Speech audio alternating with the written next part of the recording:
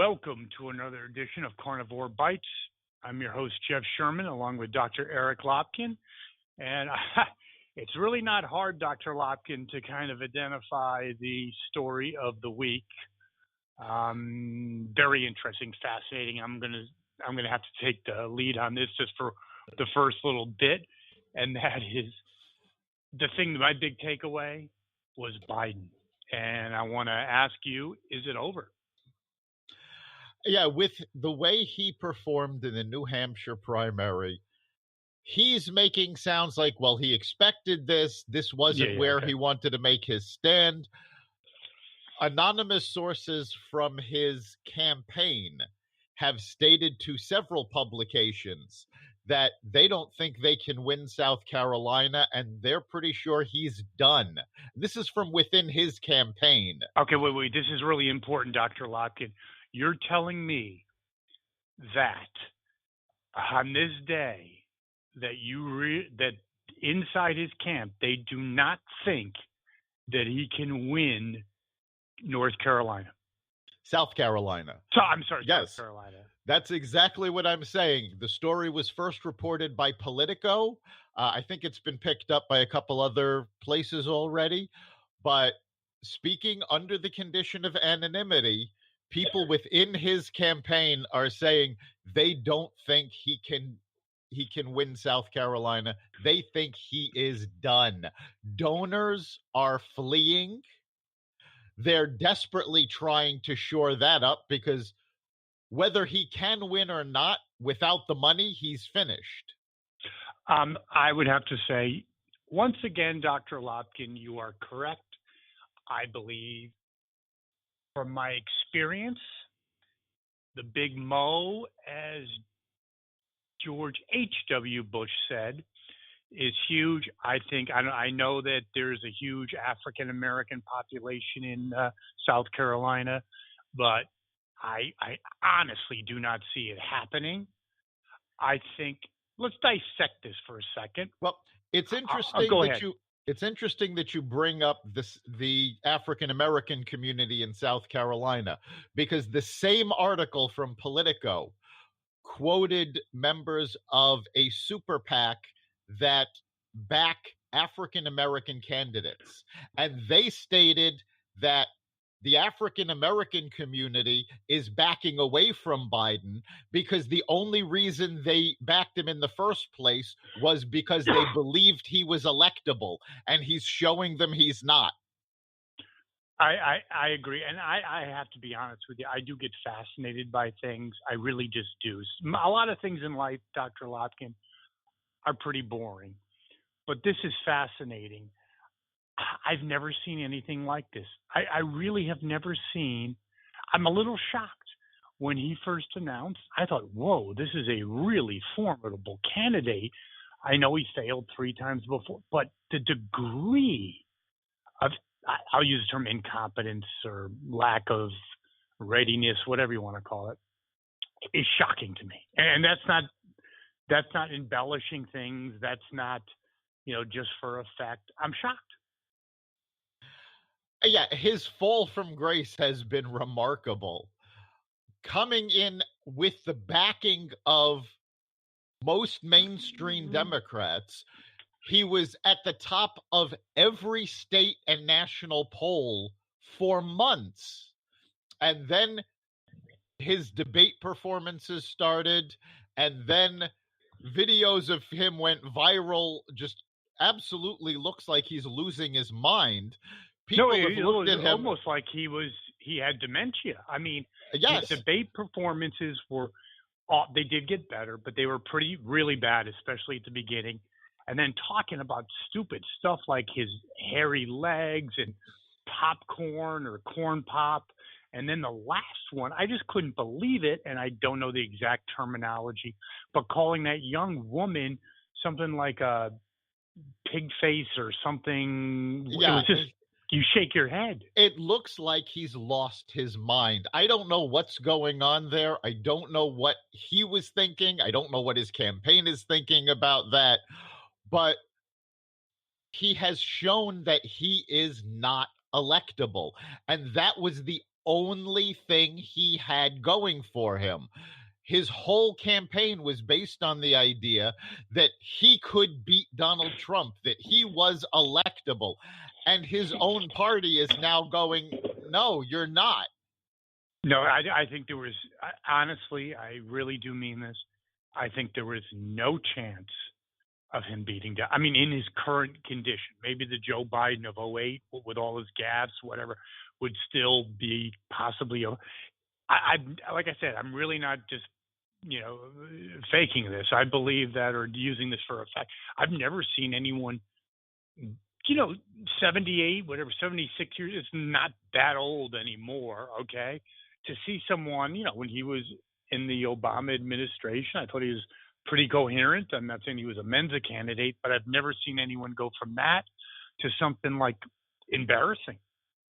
Yeah, it really is amazing, but I'm starting to wonder, the more I see his performances, if this isn't the real reason he didn't run in 2016. Interesting. That is interesting. So we move on from Biden. Good point, Dr. Lopkin. Who do you think the biggest winners of New Hampshire is? I have an idea, but I'm going to defer to you. Oh, the big winners are the big three that walked away last night: Bernie Sanders, Mayor Pete, and Amy Klobuchar. I think Amy's the biggest winner. She is the biggest winner because nobody expected her to do as well as she did. And she has now come away with a strong performance in Iowa, a strong performance in New Hampshire. Her poll numbers are up. Her fundraising is up. She is now finally becoming a force to be reckoned with. And I honestly believe she is the best chance the Democrats have of beating Donald Trump. I was just about to interject, and you are 1,000% correct. It's not Mayor Pete. It's not Sanders. It's her. She could be a strong opponent to Donald Trump. No question about it.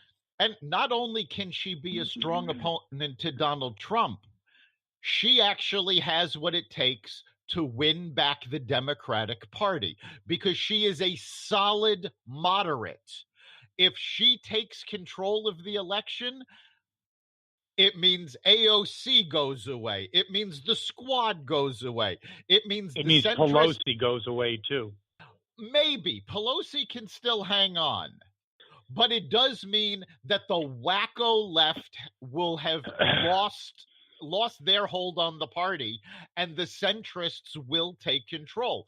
That means they've got a good chance of taking the White House. With her at the top of the ticket, they've got a better chance of possibly taking the Senate and holding on to the House, which they'll never be able to do with a Bernie Sanders at the top of the ticket. Without any question.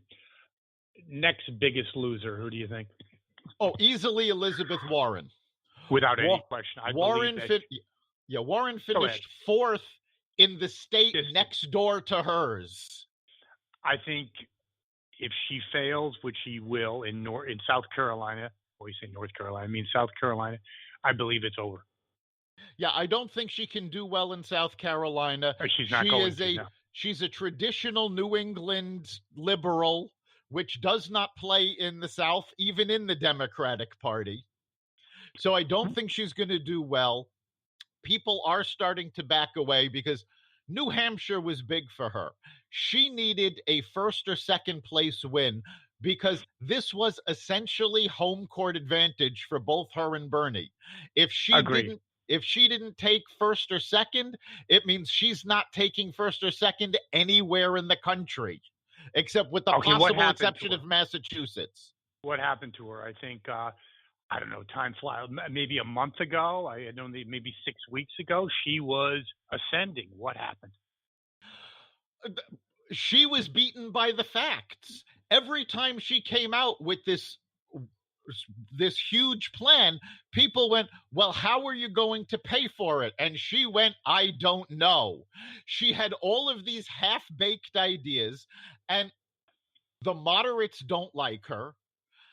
People just went, okay, you know what? she does not have what it takes. And most importantly, people have come to the conclusion that she stands no chance against Donald Trump. I would agree. I also think that there was a bit of disingenuousness to her. In other words, like getting off the private plane. And okay, don't lie. One thing about life and politics and anything else, just don't lie. It's so much better to be honest. And she could have got off the plane. There's probably a logical reason why she needed that private jet, but don't try to hide behind one of your surrogates. It just, you take something that's a non-issue that maybe Fox News would have said, so who cares what they say in terms of you're a Democrat, and now it became a real issue when she's trying to hide.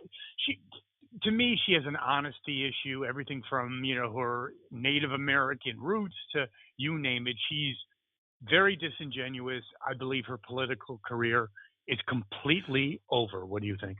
Maybe even in Massachusetts. I think she can still hold on to Massachusetts. She still has a big following there. But I really think the turning point for her was when she revealed the genetic test. Because that said, you've been going on for years and years about your Native American background. Now it turns out to be completely false. And that right there threw her credibility into question on anything. So whenever she came out with a plan, they went, okay, but how is it going to work? How are you going to pay for it? And she never had answers. Okay, here's another thing I think, on that same note.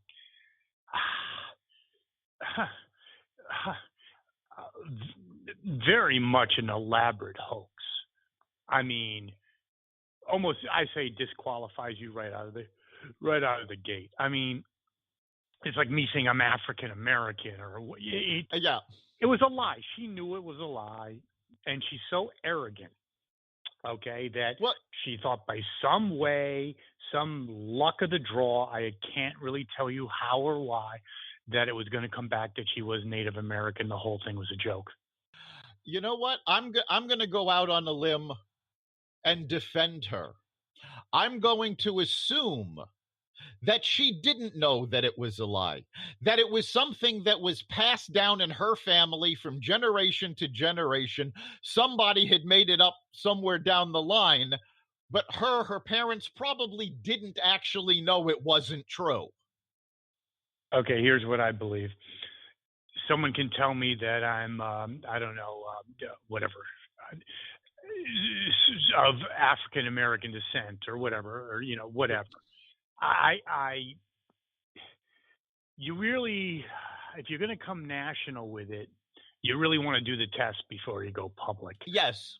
Huge gaffe in terms of judgment.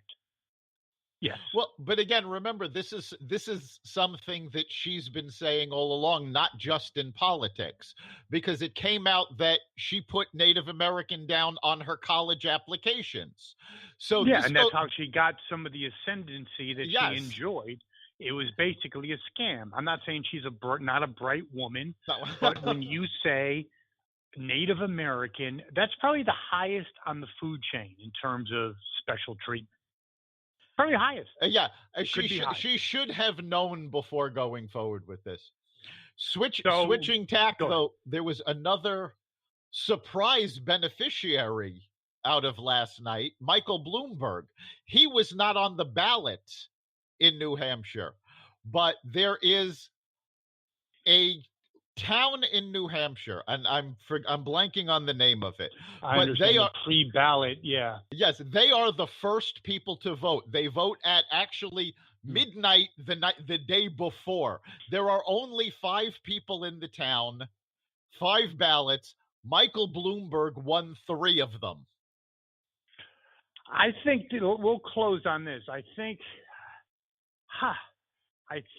he had a really good shot. I don't know if it's over, but some of those tapes about jacking up young African American kids, and you need to just put all the police in minority. I don't know how that plays in Peoria. And